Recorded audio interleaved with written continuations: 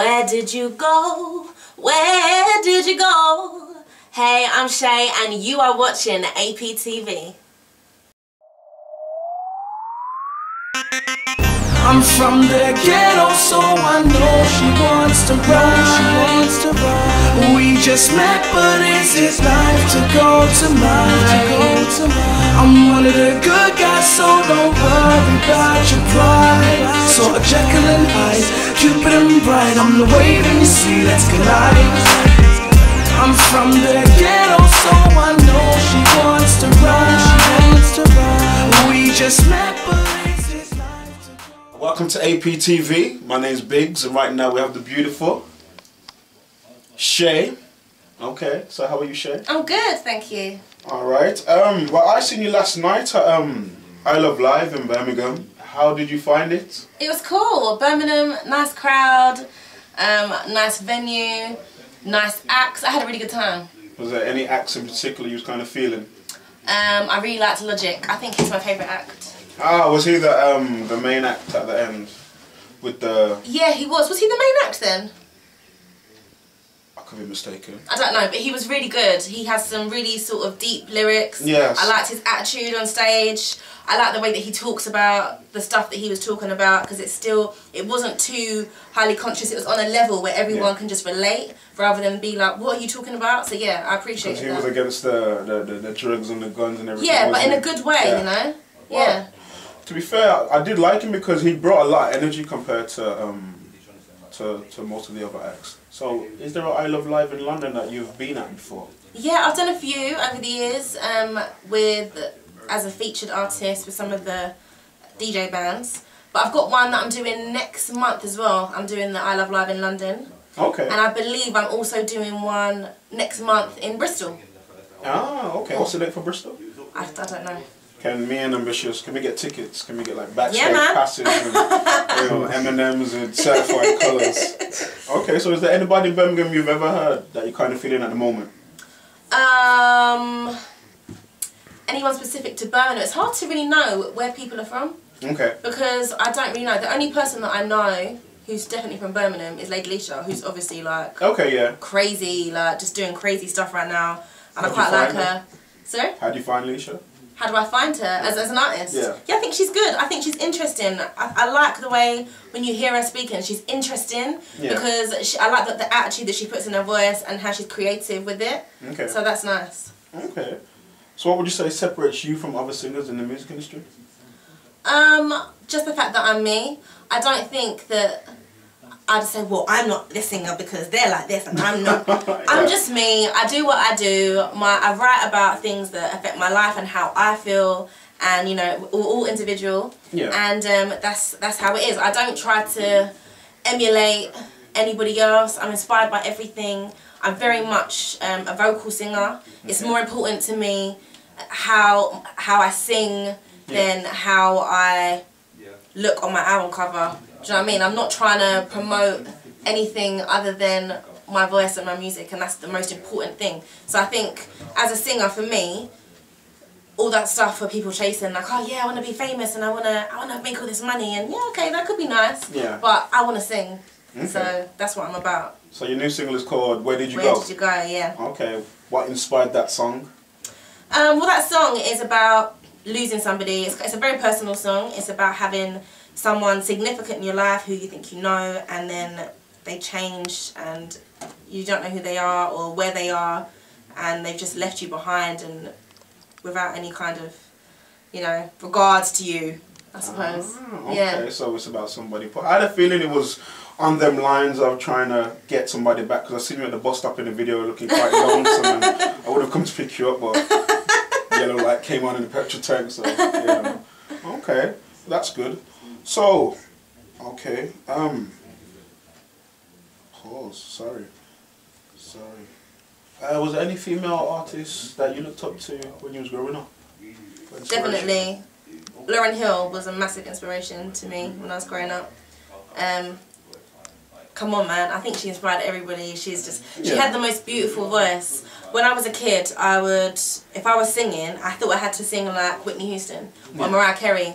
And I'd sing their songs, and I didn't really pull it off the same as they did, because I didn't have like 8 octaves or a massive voice. That wasn't who I was, and it made me feel like, oh God, you know, I want to be a singer and I can't even sing like Mariah or Whitney. And then when Lauryn Hill came along, she wasn't trying to do no Mariah or no Whitney. She was doing, listen to my voice, and her voice was beautiful, and she didn't have to sing anything fancy, just 2 notes, and you were hooked, like wow.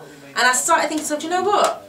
That's more of a singer than I am. I want to sing songs and use my voice and try and get an emotion out rather than trying to sing anything fancy and all these extra special notes or with this big voice. I want to learn how to use my voice the way that it is for myself. And yeah, she's definitely a big inspiration to me. And also the way she writes about stuff, she's very real.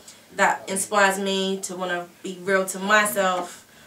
But, you know, like I said, who did she not inspire me in that album? She did. The Miseducation was just like one of the best albums of all time, in my opinion. I love that album.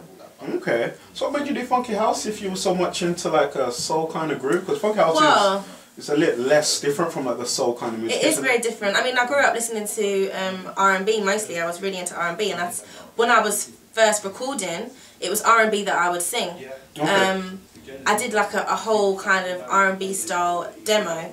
And then my brother had the opportunity to pass that on to MJ Carl when he invited me in the studio, and I was really excited. And I worked with him, and we put out a track. And before I knew it, there were more people from a similar genre who were asking me to do stuff. And then I moved into the house, and I started doing all this house stuff, and I got a love for the house scene and house music. And then it just kind of, and then I got sort of into like the funky side and just all sort of underground British dance music. And just enjoying all of that and just moving around doing tracks and all the stuff that came with it. And then I was like, hold on a minute, what would I like to do? Because all the time I was doing that, I was a featured artist, and I wanted to do something that was just me. What was I going to put out? What would I do by myself? And I wanted to make it vocal. I wanted to take down all of the drums and the beats and just make it about my voice and live music and give it that kind of, that sound that I really looked up to when I was a kid. So not specifically, but just something that was more musical. Okay, so you done that the same time you did like a one of the SBTV's A64s, like the acoustics, like during the first season. That's when I first seen you. Obviously I didn't know at the time who it was, but then afterwards I found out you made the Make It Funky for me. How come it wasn't in the video actually? Because when the video actually came out, I never seen you in the video, so it was like, why wasn't you on the front line? I am in the video.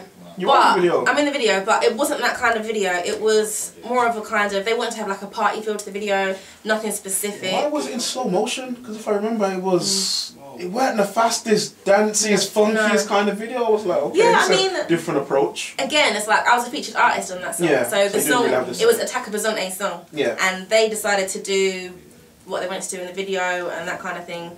And which is what often happens with like similar dance tracks. Occasionally, you know, the singer will be involved, but I wasn't as involved in that. Okay, so how do you think? So how do you think the scenes changed from, you know, the transition from funky house to back to soul? How are you finding? How are you finding the soul music? I mean, it's so nice to be able to do my own thing. It's so nice to be able to write songs that are really personal, and I can explore different things vocally, and I love being on stage with my band and hearing everything come together. In London, it's so nice. It's just, I can't really explain it. I mean, there's certain gigs that I've done, like soulful house gigs especially, where it's amazing. Like, I've had like the best time. This is so much more personal though. It's so personal to me, the stuff that I've done, because literally the whole journey I've been there, we've made, me and Drew, or whoever it was, but mostly Drew, we made every track from scratch together, and we've gone through it, and all of the chords and stuff. I mean, I don't play, but we've talked about them and tried to get across a certain feeling that is important to me, and it's so much more personal. Okay, so has anything changed from back then in 2009 to now? As an artist, obviously you've matured and you've kind of found your own way, but has anything surprised you along your journey from then till now? Do you know what? In this music industry, there are constant surprises. You're going to have shocks all the time. It's not an easy industry. It's not a particularly nice industry either. So it depends what you're looking for. I try to just kind of be fueled by what I'm doing and what I want to do, rather than what happens around you. Especially when, like, going into the scene where I'm going into now, the love for music isn't necessarily the same. And you're trying to reach people who don't necessarily, with house music, you get the massive diehard fans, you know? Yeah. They're there and they're into it and they want to know what you're doing and they're just behind stuff and you feel that instantly, but it's very much there in that genre, in that area. But going to the area that I'm at now, even, you know, with radio play, getting radio play and One Extra and stuff and hitting a different audience, you start to see how things work differently in more kind of less underground areas of music and the politics and everything else, and it's not a pretty place, and it's a shame because these kind of things can affect you a lot as an artist and can kill your spirit and make you feel like, oh my gosh, what am I getting involved in and what is it that I have to do? But you know, you can't learn enough. You just have to just keep living and learning and remembering why you're doing what you do. Well, to be fair, that's true. You got to kind of go for it if it's what you want. Exactly. So, as a random question, is there any musician that's kind of passed away? If you could, would you work with them? Ella Fitzgerald. Do you know what? I was about to say that Ella Fitzgerald is my favourite artist of all time. Yeah. Her vocals were just, she had the best voice control. She was amazing. She was just perfect, always just perfect. And I strive to one day be able to sing anywhere near as good, as so specifically controlled as she did. Yeah, I was going to say I'd like to work with her. I don't think I'd like to go on stage with her because I'd be too in awe to do that. But I would love to have her sit with me and give me a singing lesson or run through stuff with me. Oh, that would have been amazing. That'd be like a dream. Yeah, well, it would be a dream because she's not going to come back to life. Yeah, yeah. So is there anybody who's actually breathing right now that you'd like to collab with if there was a choice? I'd love to work with John Legend. That would be an ultimate person. I love his music, I love his voice, and I want to know what it would sound like to do a harmony with him, and I'd love to just be there on the stage looking in his eyes while he's singing to me. Sounds like you're in love with a little John. I like me some John, yeah. Okay, well that's good. Can we expect any collaborations in your future album? I'm hoping so. I don't know if they're specifically going to be on the album because most of the tracks are done. Yeah. But there's some collabs that I'm talking about doing at the moment, which might feature on as singles and maybe added on. So we'll see. When is your album actually due? Summer. Is there a name? There's no specific date. It's called Grey Skies and Rainbow Fingernails. Ah, okay. Which is this lovely CD, which is basically like a promo edition? Yeah, that's like a sampler. It's got a few tracks on there from the album to give you an idea of the kind of sound. Alright, but before you go, can I get this signed as well? Sure, you can. Alright, and where did you go actually? When is that actually out for those who don't know? March the 3rd, it's out. March the 3rd? Okay, that sounds good. And when is the album out? Summer? Summer, no specific date yet. It'll be out sometime in summer there. Okay, well we'll be looking at that on APTV. Well, thank you very much, Miss Shea. Thank you.